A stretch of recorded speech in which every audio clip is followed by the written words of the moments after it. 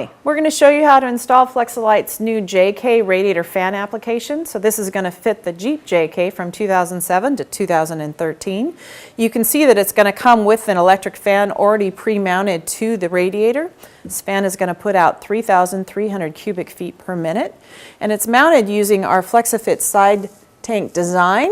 This radiator has 2 rows, it's all aluminum, has all welded construction. This is the stock application. We do have a Hemi as well. Flex-A-Lite now covers over 40 years of applications for the Jeep market. Each one of our kits includes all the bracketry you need to complete the installation, so this is going to fit up right to that JK with no drilling or modifications. Includes the variable speed controller to operate the fan between 160 and 240 degrees. Also includes the fuse holder and the wiring and all the connections to complete the installation. Important, your first step for this installation is to disconnect the battery before we start working on the vehicle. So I'll go ahead and disconnect this battery, and then we're going to take off the front grille so we can get access to that pepcock on the radiator to drain the fluids.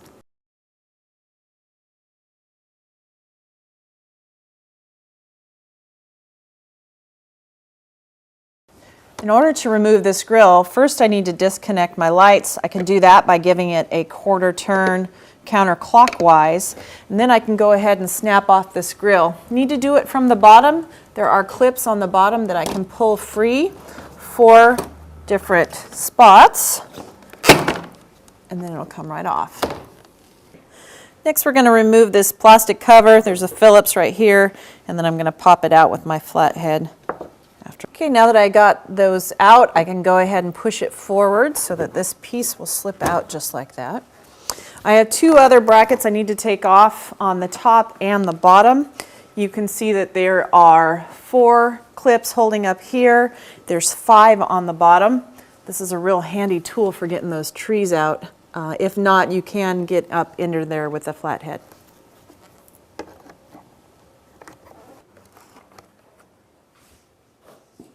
The bottom bracket we don't need to remove, but we do need to loosen up the trees. Next, we're going to remove this air box. We're going to do that by disconnecting right here and loosening up the clamp here. Then we've got 4 clips that are holding on the top of the box, and then the bottom we're just going to pull right out. In order to drain the coolant out of the system, I'm going to start with this pepcock here with a quarter turn counterclockwise to get it started. Now I'm removing the upper and the lower radiator hoses.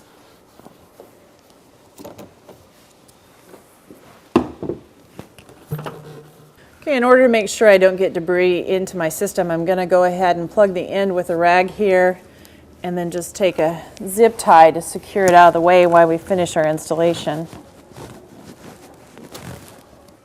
Next, we're going to detach the AC condenser from the radiator. It's going to be easier if I start by removing the cable up here, so I'm going to use my tree tool again for that. So it gives me better access to these bolts in here to get the AC condenser detached. There's going to be 4 bolts on the face and another one back here on the side. Next, we're going to remove the expansion tank and go ahead and disconnect the electric fan harness here. Slide this up and out. And then this just has a tab to release the harness here.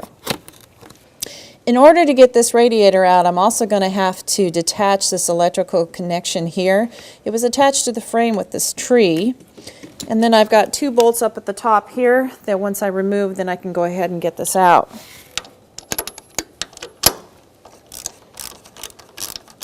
I'm going to pull this radiator up and out. It does have a peg that you got to unseat on the driver's side, and then a rubber bushing around it that you're going to have to clear. Here's a comparison of the stock JK radiator to the new Flex-A-Lite radiator fan combination. As you can see, the stock radiator is a single core, and it's also got a plastic side tank design that's crimped together right here, compared to the Flex-A-Lite radiator that's going to offer you a 2-row 1-inch, which it doubles the coolant surface area as well as expanding the amount of coolant I can put into the radiator. But this offers the Flex-A-Fit channel, which does dissipate the heat better than this side tank over here will, and it's hand welded together so that I'm not going to have that weak point from the crimping of the nylon tank to the core. We're going to go ahead and remove these rubber flaps on both sides because otherwise we're going to have to do a custom cutout. Don't think it's necessary once we've got the larger radiator in here.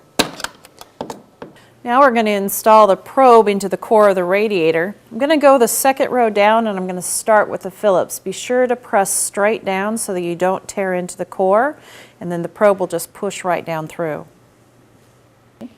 So before I put the radiator into the JK, I'm going to go ahead and mount most of my bracketry. So I've got the top two mounts put in here loosely, and I'm using a T-slot that's going to go into the channel in order to position these top brackets. They're going to be about flush with the top here. My bottom bracket here, I'm going to do about 5 3/4 inches from the bottom. And then I'm also going to attach these tabs here for my AC. Once I get all that put into place, I'm going to use the grommets from the stock radiator assembly into the two top brackets here, as well as it's going to sit into this bung on my bottom bracket. I'm going to leave this last bracket here for once I've positioned the radiator, so then I can go ahead and get it in properly. I've got the new Flexolite radiator in here, and you can see it fits great, but it does take a bit of adjustments to get it in here properly, so I would recommend you bring a friend just to make sure you're not going to tear into the core and help you get it into position before you drop it in. So once the radiator gets put into position, you can go ahead and attach the last bracket down here that will seat the radiator down into with that post. And then I can also reattach my AC condenser on the passenger and the driver's side. I want to point out that there is a thick and a thin side to this bushing. I want to make sure that the thicker side is in between my radiator and its mounting position. So once I get it in, I can go ahead and slide the bolts and secure it in place. I've chosen this as a location to mount the variable speed controller, and we've already done a complete step-by-step on how to do all the wiring for this. Once you finish the wiring, we're going to go ahead and reattach the upper and the lower radiator hose and get that intake box put back on. Okay, I'm going to snap back in the lower portion of my intake box. Okay, I put the top leg back on, so I'll put these snaps back into place and then reattach the hose here. Now I can go ahead and put the expansion tank into the shroud, notching it into place. I've reattached the expansion hose here as well as the upper hose for the radiator. Make sure to tighten that clamp. Re-secure the electrical connection for the intake over here. And of course, the hose needs to go back here as well. Here's all the components you get with the transmission oil cooler for the JK. It's a part number 4116 JK. Once you've completed the assembly, it's going to be mounted just like this so that the cooler gets mounted to the bracketry without going through the core of the cooler at all. And this is going to get hard mounted up into the JK. And if I want to add some protection for that cooler, Flexolite also offers this guard that slips right onto the face of the cooler, mounting it with the same gator clips I used to mount the cooler to the attachment bracket. If you've got the automatic transmission, Flexolite offers this transmission oil cooler kit here. I want to put it into place before I reattach that wire loom. You can see there's a couple of spots to mount up in the top here, and then I'm going to have to drill a couple holes down to this support member here so I can attach the cooler without having to go through the core.